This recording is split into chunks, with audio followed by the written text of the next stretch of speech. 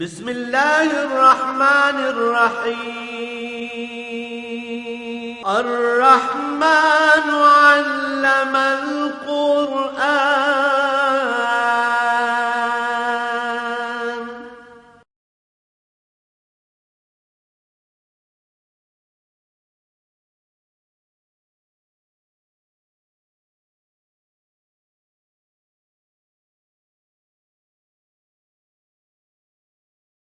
الحمد للہ رب العالمین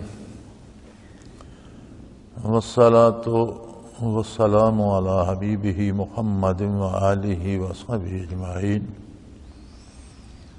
اعوذ باللہ من الشیطان الرجیم. بسم اللہ الرحمن الرحیم.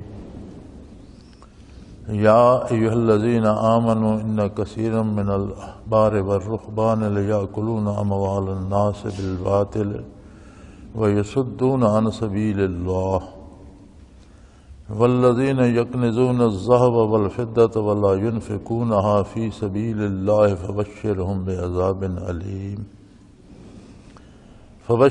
بِعَذَابٍ أَلِيمٍ يَوْمَ يُحْمَى عَلَيْهَا فِي نَارِ جَهَنَّمَ فَتُكْوَى بِهَا جِبَاهُهُمْ وَجُنُوبُهُمْ وَظُهُورُهُمْ هَذَا مَا كَنَزْتُمْ لِأَنفُسِكُمْ فَذُوقُوا مَا كُنْتُمْ تَكْنِزُونَ. اللهم سبحانك لا علم لنا إلا ما علمتنا إنك أنت العليم الحكيم. مولاي صل وسلم دائما أبدا على حبيبك خير الخلق كلهم.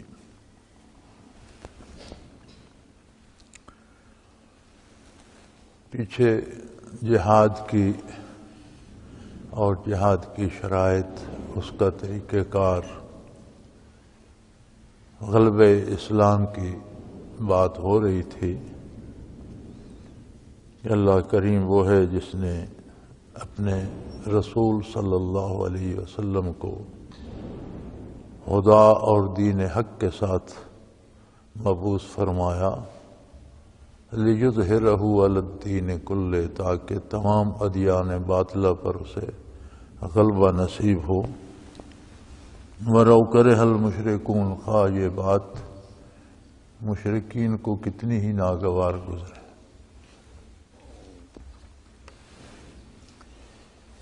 غلبہ دو طرح سے ہوتا ہے. ایک ہوتا ہے مادی اور جسمانی غلبہ، جیسے حکومت حاصل کر لی، قبضہ کر لیا، طاقت حاصل کر لی. یہ غلبہ جو جسمانی یا جسے آپ فزیکل کہتے ہیں، یہ آنے جانے والی چیزیں ہیں. امتداد زمانہ سے اس میں تبدیلیاں آتی رہتی ہیں. بڑے بڑے فاتحین گزرے، پھر ان کی اولادوں کے ہاتھ سے ملک نکل گئے.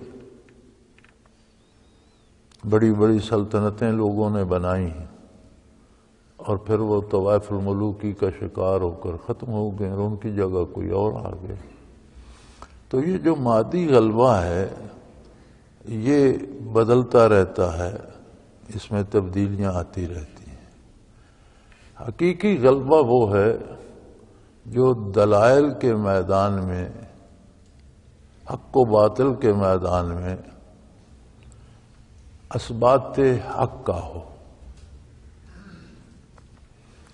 وہ غلبہ دائمی اور ابدی ہوتا ہے.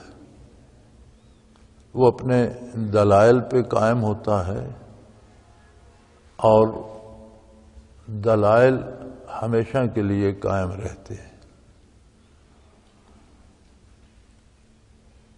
تو قرآن کریم یا اسلام کے غلبے سے یہ بھی مراد لیا جا سکتا ہے کہ اب حضور کی بعثت سے لے کر قیامت تک حق کے ذریعے، اثبات حق کے ذریعے، دلائل کے ذریعے یہی واحد دین ہے جو ہمیشہ غالب رہے گا. اس کا مطلب یہ ہوا کہ کسی نئے دین کی، کسی نئے نبی کی، کسی نئی کتاب کی ضرورت پیش نہیں آئے گی. اور یہ بہت عظیم بات ہے۔ اسلام سے پہلے انبیاء علیہ السلام جتنے بھی تشریف لائے وہ حق کے ساتھ تشریف لائے، جتنی کتابیں آسمان سے اور صحیفے نازل ہوئے وہ حق کے ساتھ نازل ہوئے، اور وہ حق رہے، لیکن ان کی میعاد، ان کے اوقات معین تھے، ان کے افراد بھی معین تھے۔ انبیاء قوموں کی طرف مبعوث ہوتے اور ان کی مخاطب وہ قوم ہوتی، اور اس مخصوص قوم کے حالات کے مطابق انہیں دلائل عطا فرمائے جاتے۔ وقت گزرتا قومیں دنیا سے نابود ہو جاتی، ختم ہو جاتی، کمزور ہو جاتی، دوسری اقوام آ جاتی، ان کی طرف دوسرے انبیاء آتے اور کتاب آ جاتی، وہ پھر اس قوم کے حالات کو زیر بحث لاتی کہ اس میں کس طرح سے حق ثابت کیا جائے اور باطل کو نامراد یا ناکام کیا جائے۔ لیکن جب نبی صلی اللہ علیہ وآلہ وسلم مبعوث ہوئے تو آپ کی بعثت عالی کسی خاص قوم یا کسی خاص وقت یا زمانے کے لیے نہیں تھی، آپ ساری نوع انسانی کی طرف مبعوث ہوئے اور ہمیشہ کے لیے ساری نسل انسانی کے نبی اور رسول ٹھہرے۔ تو ہزاروں انقلاب آئیں، کوئی قوم غالب آئے، کوئی قوم مغلوب ہو جائے، کسی کی حکومت بنے، کسی کی گر جائے، نسل انسانی تو وہی ہے، اور ہمیشہ جب تک دنیا اللہ نے قائم رکھنی ہے، جب تک اللہ چاہے گا وہ رہے گی۔ تو آیہ کریمہ سے مراد یہ ہے کہ ہم نے اپنے رسول صلی اللہ علیہ وسلم کو دو واضح چیزیں عطا فرما کر مبعوث فرمایا ہے۔ ایک ہدا، ہر کام کرنے کا صحیح طریقہ، ہدا، وہ کام عقائد ہوں، عبادات ہوں یا معاملات ہوں۔ معاملات کی آگے بڑی تفصیل ہے، اس میں سیاسیات بھی آ جاتی ہیں، اس میں اقتدار و اختیار بھی آ جاتا ہے، کاروبار بھی آ جاتا ہے، تعلقات بھی آ جاتے ہیں، اس میں محنت و مزدوری، یعنی زندگی کے سارے معاملات۔ تو گویا فرمایا یہ گیا کہ محمد الرسول اللہ صلی اللہ علیہ وآلہ وسلم زندگی کے ہر کام کو کرنے کا صحیح طریقہ اور سلیقہ لے کر مبعوث ہوئے ہیں، جو آپ نے پوری انسانیت کو سکھانا ہے، اور یہ قیامت تک آنے والے انسانوں کے لیے ہے۔ تو یہاں بھی یہ ثابت ہوا کہ کسی نئی نبوت یا نئی کتاب کی ضرورت باقی نہ رہی۔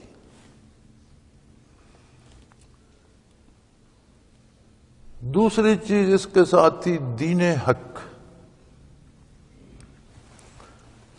دین کی بنیاد ہوتی ہے عقیدہ، اور عقیدے کی سچائی ہوتی ہے عمل۔ یعنی حضور اکرم صلی اللہ علیہ وسلم نے صحیح ترین عقیدہ بھی عطا فرمایا، اور پھر اعمال وہ عطا فرمائے کہ عبادات تو دین ہیں ہی، معاملات بھی، یعنی دنیا کے کام بھی دین بن گئے۔ ودین الحق، یعنی جو حضور کی اطاعت جس شعبے میں کرے گا، وہ سیاست میں ہو یا وہ کاروبار تجارت میں ہو یا وہ دوستی دشمنی میں ہو، تعلیم و تعلم میں ہو، زندگی کے ہر شعبے میں حضور کی اطاعت عبادت قرار پائی، دین حق قرار پائی۔ تیسری بات جو ارشاد فرمائی گی وہ یہ ہے کہ نبی علیہ السلام کی بعثت اور اسلام کا ظہور ہوا اس لیے ہے لِيُظْهِرَهُ عَلَى الدِّينِ كُلِّهِ، تمام طرح کے مختلف ادیان جو لوگوں نے بنا رکھے ہیں اس پر اس کو غالب کیا جائے. اور بحمد اللہ روز اول سے قیامت تک غالب ہے اور غالب رہے گا. کوئی دنیا کا بنایا ہوا انسانوں کا دین و مذہب اس کے مقابلے میں نہیں ٹھہر سکتا. اس کے دلائل حتمی، قطعی اور یقینی ہیں. اور اس کی ضمانت اللہ کریم نے دی کہ یہ ہوگا.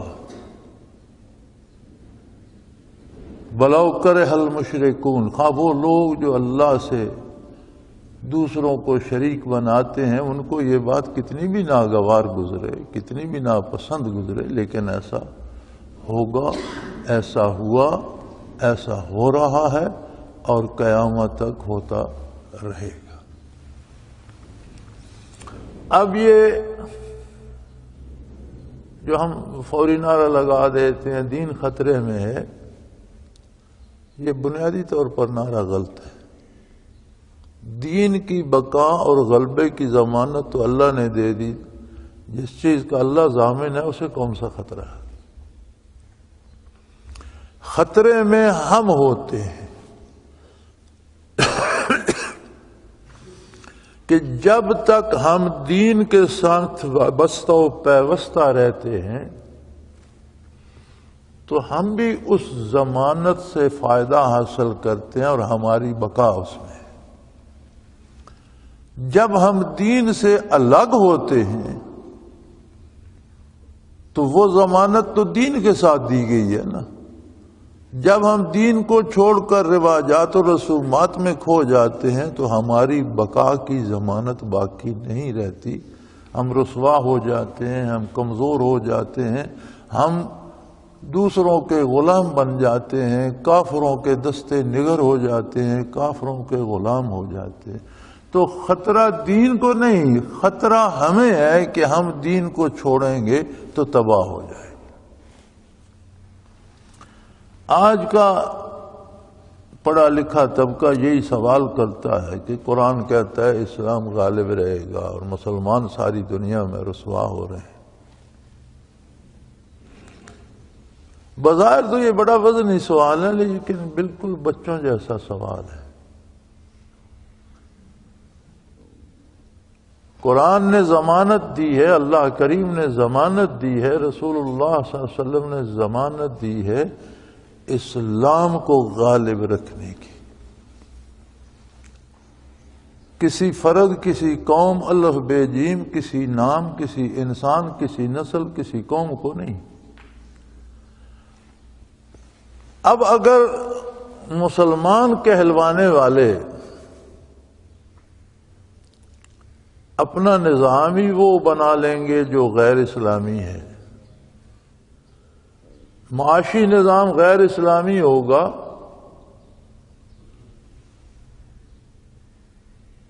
تو دولت میں غیر حقیقت پسندی آئے گی، انصاف کی بجائے ظلم آئے گا، ارتکاز دولت ہوگا، چند خاندان، چند لوگ امیر ہو جائیں گے، عوام غریب ہو جائیں گے، افلاس ہوگا.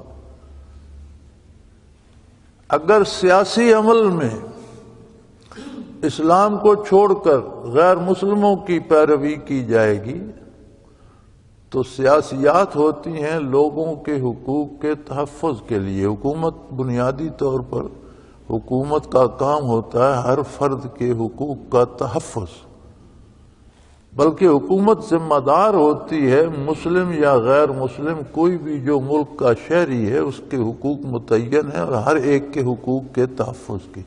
لیکن جب وہ اپنا انداز غیر اسلامی اپنا لے گی تو اپنا کام نہیں کر سکے گی. وہ جو ادارے انصاف کے لیے بنتے ہیں ان سے ظلم ہونا شروع ہو جائے گا.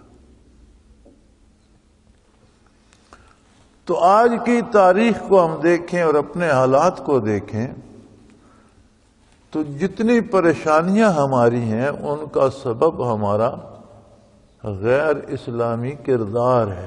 اسلام آج بھی غالب ہے اور اسلام ہمیشہ غالب رہے گا.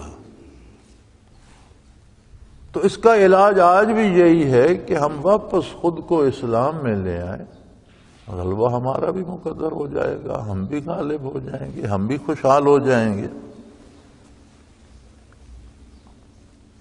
تو پہلی قوموں کے پاس جو ادیان آئے وہ بھی تو حق تھے، پھر وہ کیوں تباہ ہو گئی؟ یا ایھا الذین آمنوا، اے ایمان والو، اس کی وجہ بھی سن لو۔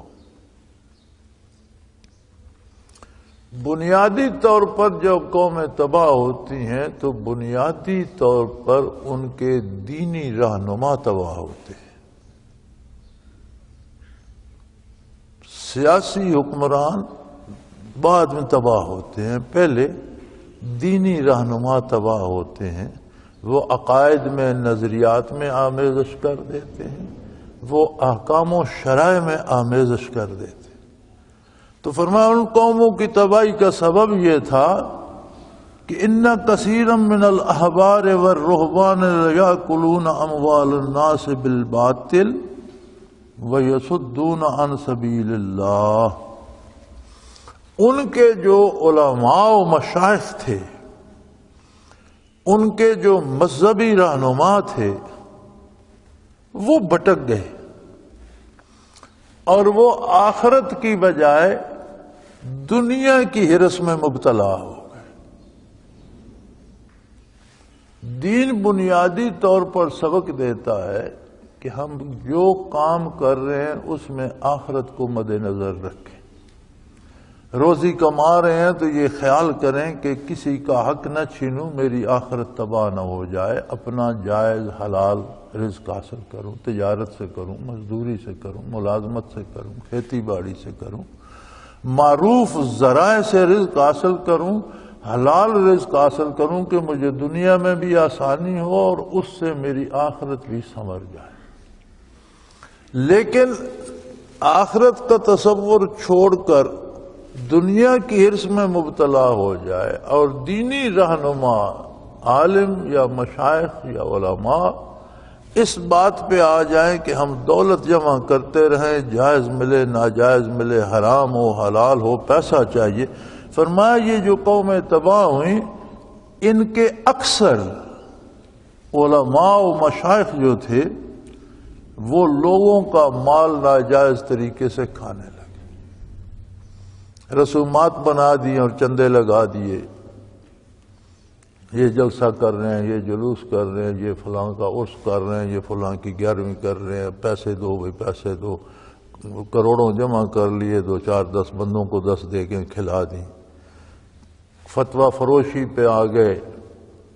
وَيَصُدُّونَ عَن سَبِيلِ اللَّهِ، کوئی راستہ پوچھنے آتا ہے تو بجائے اسے صحیح راستہ بتانے کے اس سے پیسے لے کر اسے غلط فتویٰ دے دیتے۔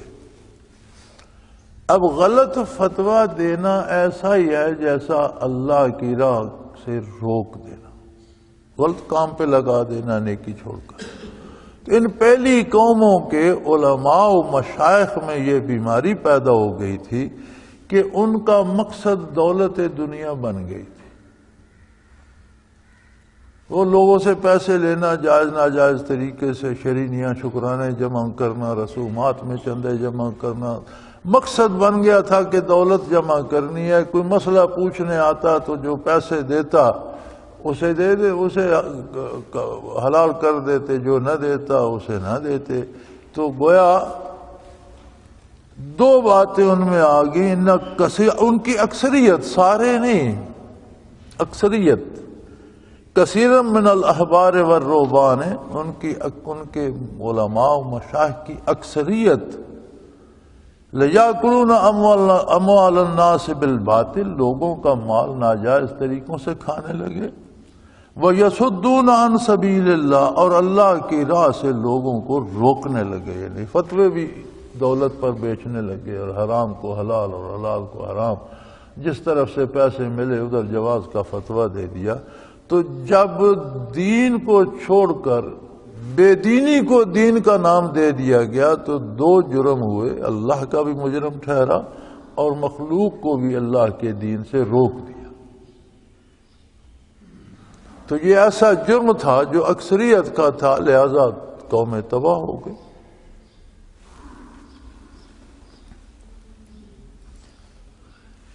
اب جنہوں نے اتنا بڑا جرم کیا، دولتیں جمع کر کر کے مر گئے، حکمران تھے یا علماء تھے یا مشائخ تھے یا صاحب اقتدار تھے، رشوت لی، لوگوں کے حقوق پہ ڈاکہ مار کے اربوں روپے جمع کر لیے، سونے چاندی کے ڈھیر لگا لیے، منوں ٹنوں کے حساب سے جمع کر لیا۔ اب ایک عجیب بات ہے کہ جو بندہ حصول زر کے ناجائز طریقے اپناتا ہے، اس سے یہ امید نہیں رکھنی چاہیے کہ وہ دولت جائز طریقے سے خرچ کرے۔ یہ ایک اصولی بات ہے کہ جب وہ کمانے میں حلال حرام کی تمیز نہیں رکھتا تو خرچ کرنے میں پھر وہ یہ تکلف کیوں کرے گا، پھر اس پہ زکوٰۃ کیوں دے گا، پھر وہ یہ کیوں سوچے گا کہ اسے مجروں پہ خرچ نہ کروں، اسے شراب خانے پہ نہ اڑاؤں، اس سے یہ نہ کروں، اس سے وہ نہ، وہ ایسا نہیں کرے گا، پھر وہ ناجائز جگہوں پہ خرچ بھی کرے گا یا جمع کر کر کے چھوڑ کے مر جائے گا۔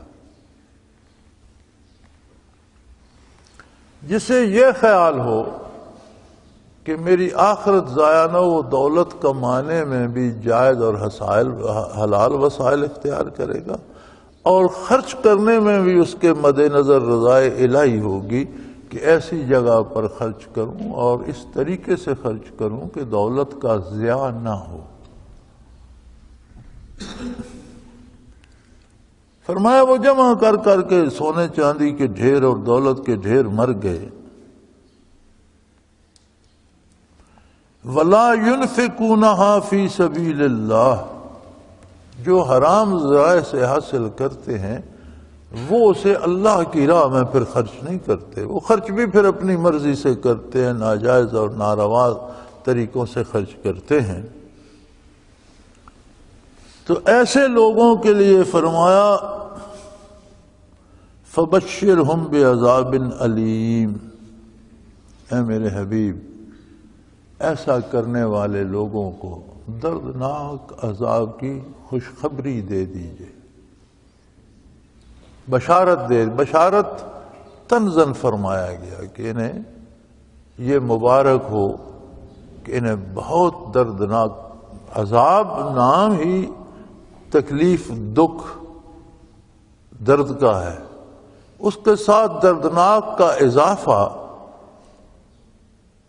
یہ انسان کو جھنجھوڑنے کے لیے کافی ہے کہ اس کے ساتھ دردناک عذاب ہوگا، اور اس طرح سے ہوگا ایک دن آئے گا یوم یحمى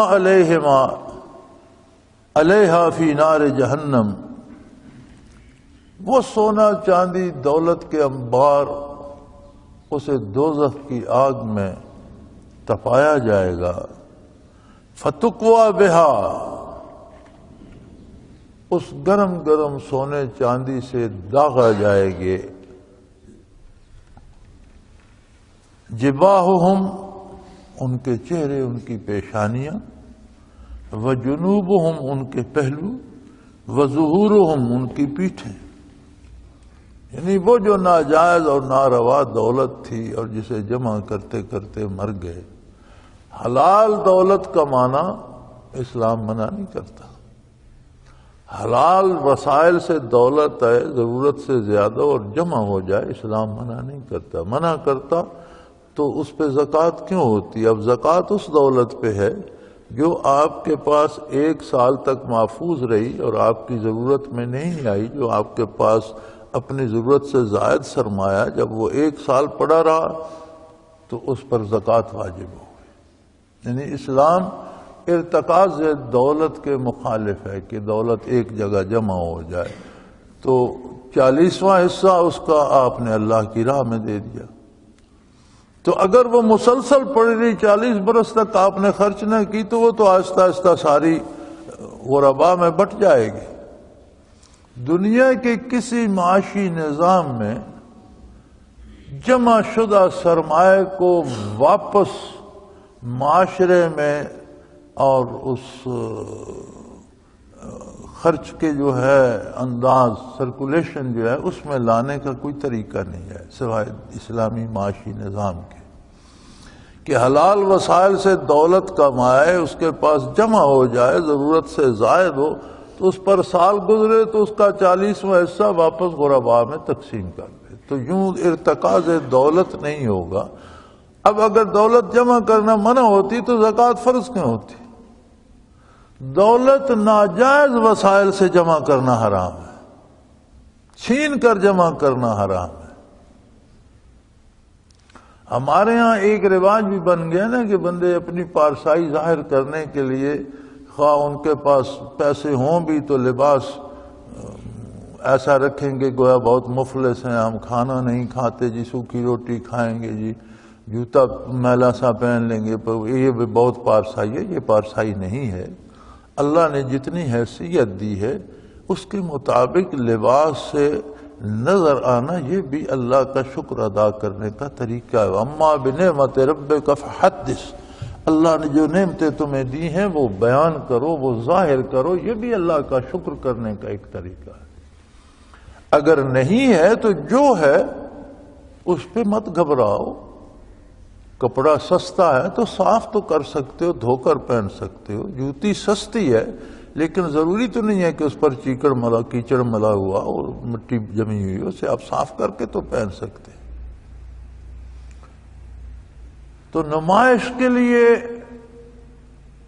جو آج کل رواج ہو گیا ہے کہ جس بندے کے پاس 1,00,000 روپیہ ہو، اپنا گیٹ اپ ایسا بناتا ہے کہ ارب پتی ہے، یعنی وہ نظر آنا چاہتا ہے جو وہ نہیں ہے، یہ بھی حرام ہے۔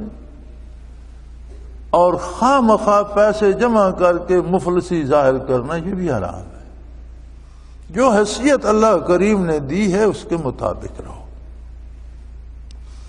تو یہ جو لوگ ناجائز وسائل سے پیسے جمع کرتے رہے، ایک تو یہ قوموں کی تباہی کا سبب بنے، ان کی گمراہی کا سبب بنے، آخرت میں وہ دولت دوزخ کی آگ میں گرم کر کے، عام آگ میں نہیں، دوزخ کی آگ میں گرم کر کے ان کی پیشانیوں پر، ان کے پہلوؤں پر، ان کی پیٹھوں پر داغا جائے گا، اور یہ کہا جائے گا ھذا ما کنزتم، یہ وہ گھبراؤ نہیں، یہ وہ دولت ہی ہے، تم نے خود جمع کی اپنے لیے، یہ سارا اسباب تم نے جمع کیے، کنزتم لانفسکم، تم نے اپنے جان کے لیے یہ جمع کی تھی، فذوقوا ما کنتم تکنزون، اب اس کا مزہ چکھو، جو جمع کرتے رہے اس کا مزہ لو۔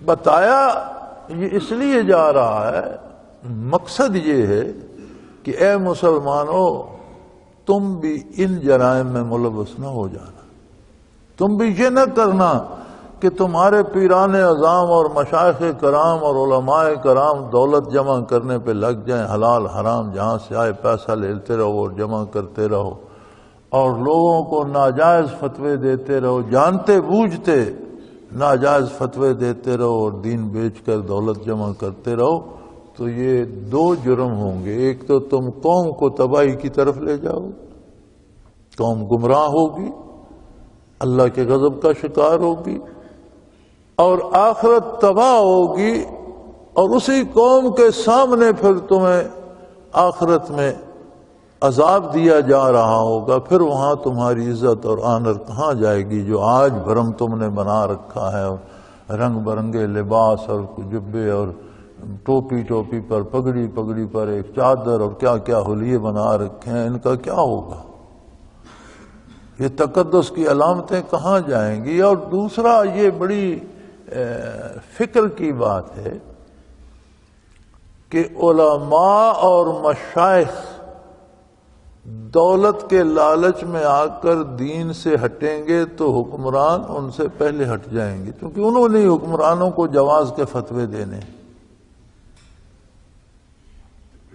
اور دین کے نام پر بے دینی اور بے حیائی آ جائے گی، اور یہ قومی تباہی کا سبب بنے گی، قوم کو زوال میں لے جائے گی، عذاب الہی کا شکار کر دے گی۔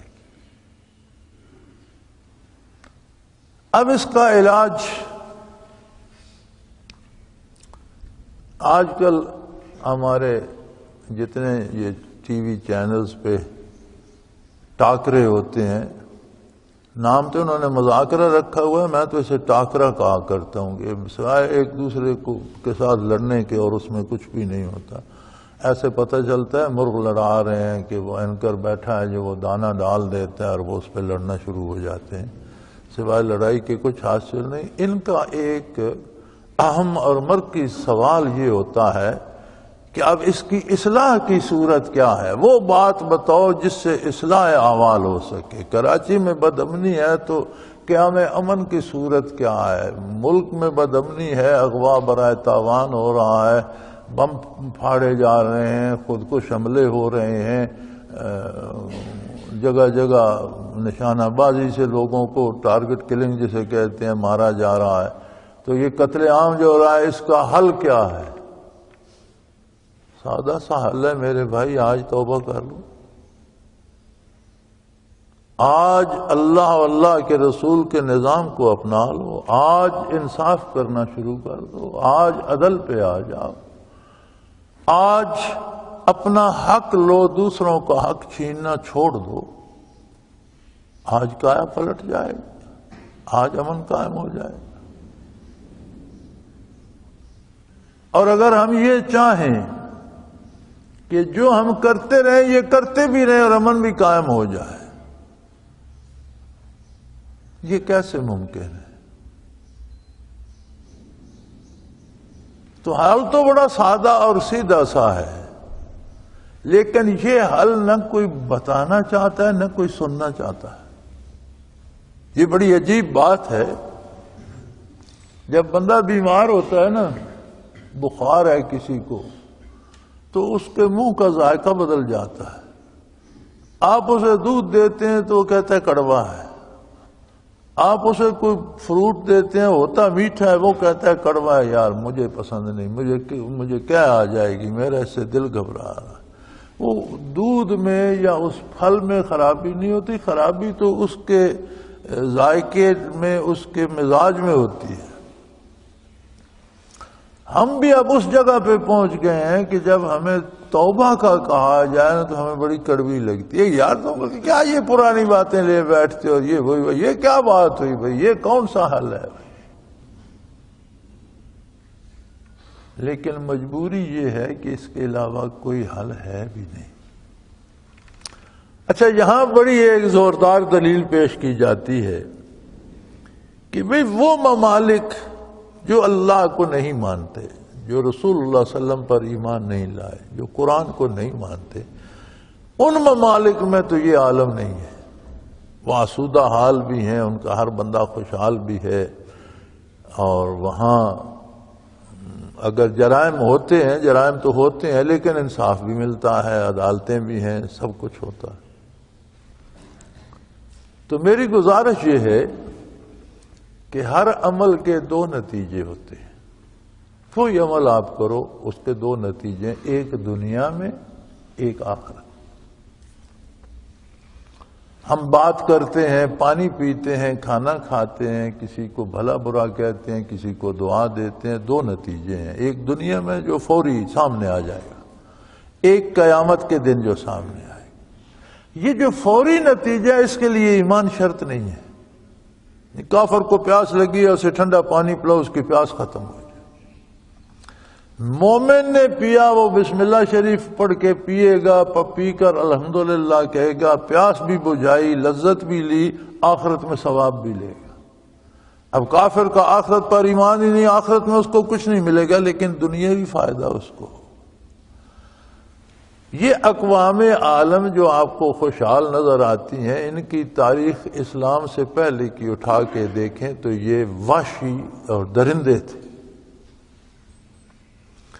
جب اسلام کو غلبہ نصیب ہوا، خلافت راشدہ نے جب روئے زمین پر ریاستیں قائم کی، تو انہیں یہ خیال آیا کہ ان کے اعمال کو، ان کے کاموں کو دیکھا جائے، کس وجہ سے اتنی مخلوق پر انہیں غلبہ حاصل ہو گیا۔ چنانچہ وہ امور جو دنیاوی طور پر غلبے کا سبب انہیں نظر آئے، وہ انہوں نے وہاں سے اپنا لیے۔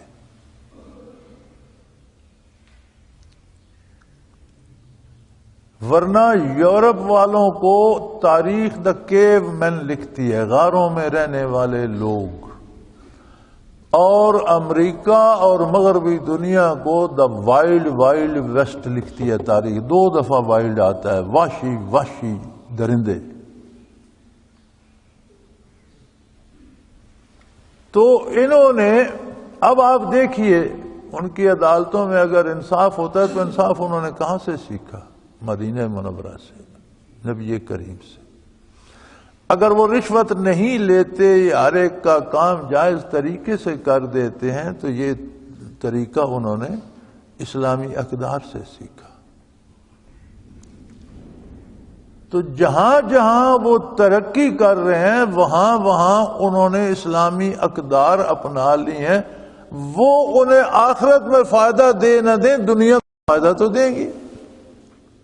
میرا ایک عزیز 17 برس رہا، اکاؤنٹس کا آدمی تھا، برطانیہ میں اکاؤنٹس میں رہا۔ تو برطانیہ ویلفیئر اسٹیٹ ہے، تو ویلفیئر کے جتنے ان کے قوانین ہیں کہ غریبوں کی مدد کی جائے، بے گھر بندے کو گھر دیا جائے، مجبور انسان کا علاج معالجہ کیا جائے، بے روزگار کو پینشن دی جائے جب تک اسے روزگار نہیں ملتا، بے روزگاری الاؤنس دیا جائے، تو یہ ان کے بہت سے قوانین ہیں۔ تو وہ اسی میں رہا، تو کہتا تھا ہم اپنی دفتری زبان میں تو اس سارے نظام کو دا عمر's law، حضرت عمر رضی اللہ تعالیٰ عنہ کی طرف منسوب کرتے تھے کہ یہ عمر کے قوانین ہیں جو ہم نے اپنا رکھے۔ تو بھئی جہاں جہاں انہوں نے اسلامی اقدار کو اپنایا ہے وہاں دنیا میں تو وہ خوشحال ہوں گی۔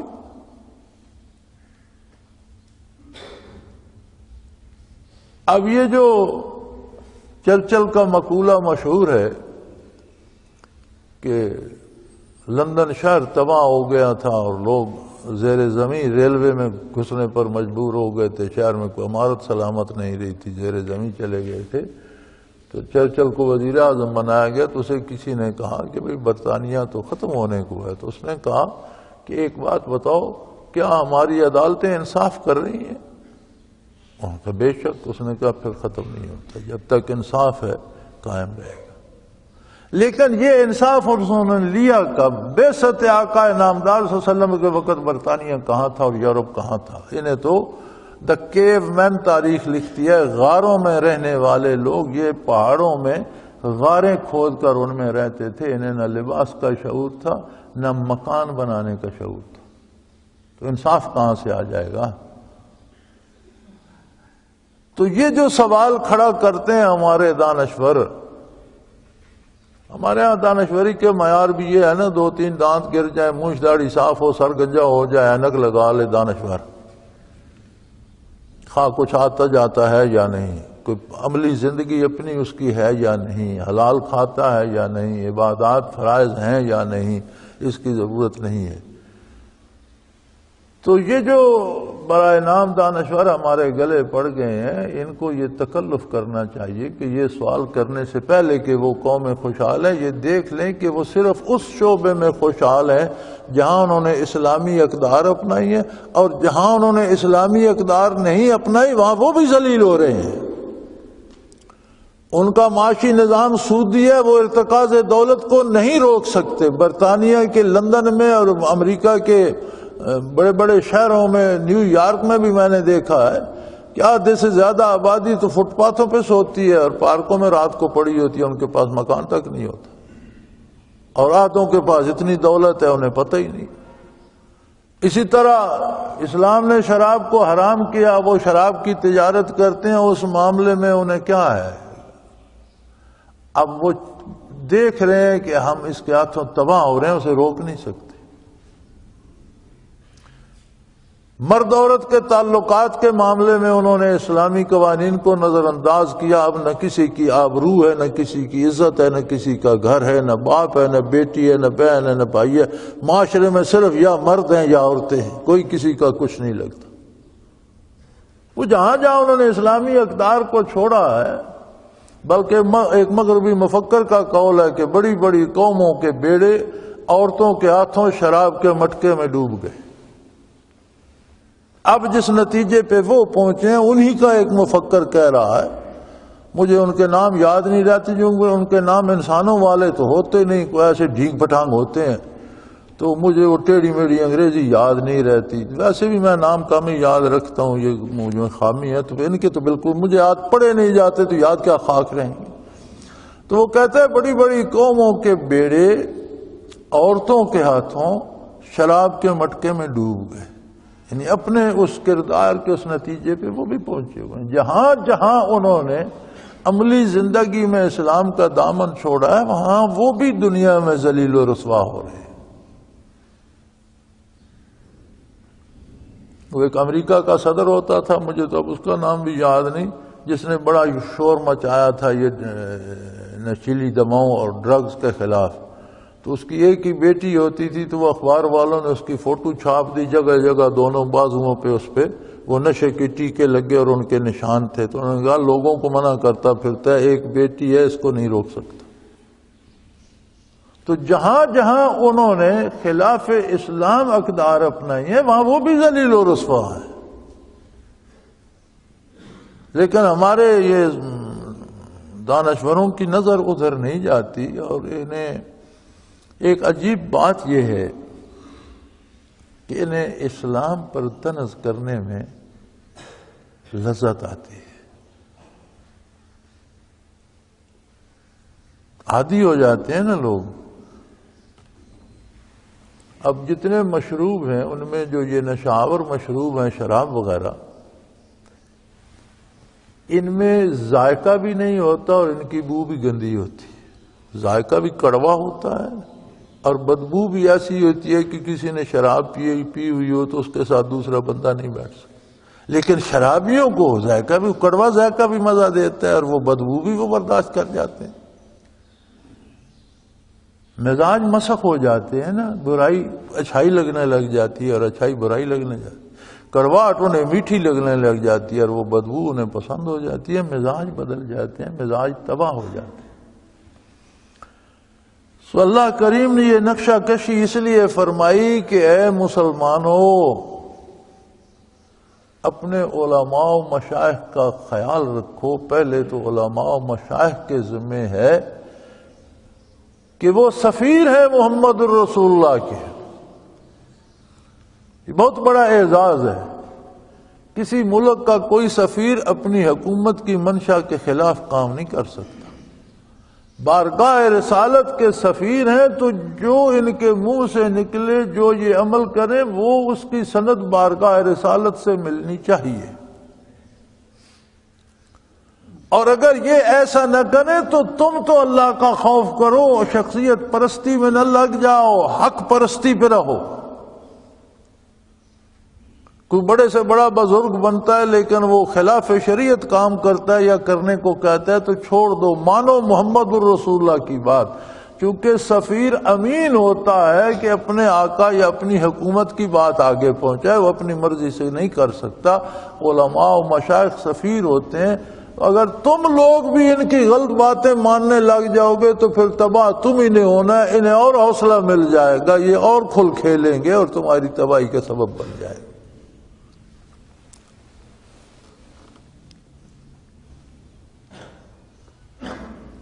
اور پھر وہ بھی ارشاد فرمایا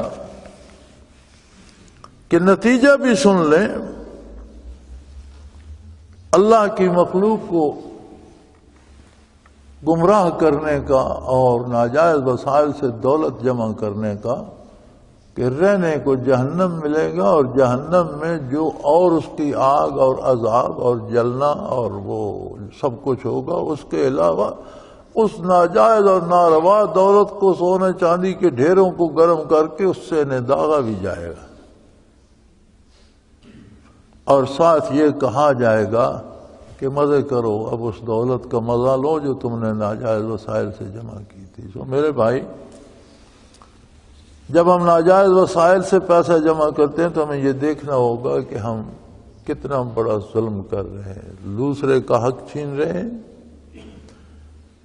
انسانیت کی گمراہی کا سبب بن رہے ہیں، اللہ کی راہ سے لوگوں کو روکنے کا سبب بن رہے ہیں۔ الامان والحفیظ، یہ ایسے جرائم ہیں بعض جرائم ایسے سخت ہوتے ہیں کہ ان سے توبہ کی توفیق بھی سلب ہو جاتی ہے۔ اللہ کریم ہمیں معاف فرمائے، اپنی اور اپنے رسول کی اطاعت کی توفیق عطا فرمائے، ہمیں، ہمارے بڑوں کو، علماء کو، حاکموں کو، سب کو ہدایت پہ رکھے، وہ قادر ہے۔ وآخر دعوانا ان الحمدللہ رب العالمین۔ اللہ اللہ اللہ اللہ اللہ اللہ اللہ اللہ۔ حضرت امیر محمد اکرم آبان مد ذلہ العالی دارالعرفان منارہ ضلع چکوال میں سالہ سال سے قرآن و حدیث کے اوپر خطابات کر رہے ہیں اور سلسلہ نقشبندیہ اویسیہ کے مطابق لوگوں کو ذکر الہی کی تربیت دے رہے ہیں۔ وہ قرآن پاک کی تفسیر ترتیب وار بیان کر رہے ہیں۔ تفسیر قرآن کو وہ موجودہ ملکی اور بین الاقوامی حالات کے مطابق بیان کرتے ہیں۔ موٹر وے سے کلر کہار کے انٹرچینج سے نکلتے ہوئے کلر کہار کی جھیل سے ہوتے ہوئے میانی، بوچھال اور نور پور سے گزرتے ہوئے دارالعرفان منارہ پہنچ سکتے ہیں۔ حضرت امیر محمد اکرم آوان نے بچیوں اور بچوں کی دینی اور دنیاوی تعلیم کے لیے سقارہ اکیڈمی کے نام سے ایک درسگاہ بھی قائم کی ہے، جس کا افتتاح ملک پاکستان کے صدر جنرل محمد ضیاء الحق نے اپنے دست مبارک سے کیا تھا۔ وہ تمام احباب جو اسلام کی طلب رکھتے ہیں ان سے گزارش ہے کہ دارالعرفان منارہ ضلع چکوال میں امیر محمد اکرم آبان صاحب کے خطابات سے مستفید ہوں۔ وہ ہر جمعے کو نماز سے پہلے بیان فرماتے ہیں۔ ہر ماہ کی پہلی اتوار کو ماہانہ اجتماع ہوتا ہے جس میں آپ خصوصی خطاب فرماتے ہیں اور پاکستان کے چاروں صوبوں سے احباب اس اجتماع میں شرکت کرتے ہیں۔ اس کے علاوہ یہاں سال میں 2 مرکزی اجتماعات بھی ہوتے ہیں، ایک رمضان المبارک میں اعتکاف کا اجتماع اور دوسرا جولائی اور اگست میں 40 دن کا اجتماع ہوتا ہے جس میں روحانی تربیت کی جاتی ہے۔ اپنا خون سیماب دے کر اتنا ہم کر جائیں گے، نام آقا کا چمن میں پھر رقم کر جائیں گے۔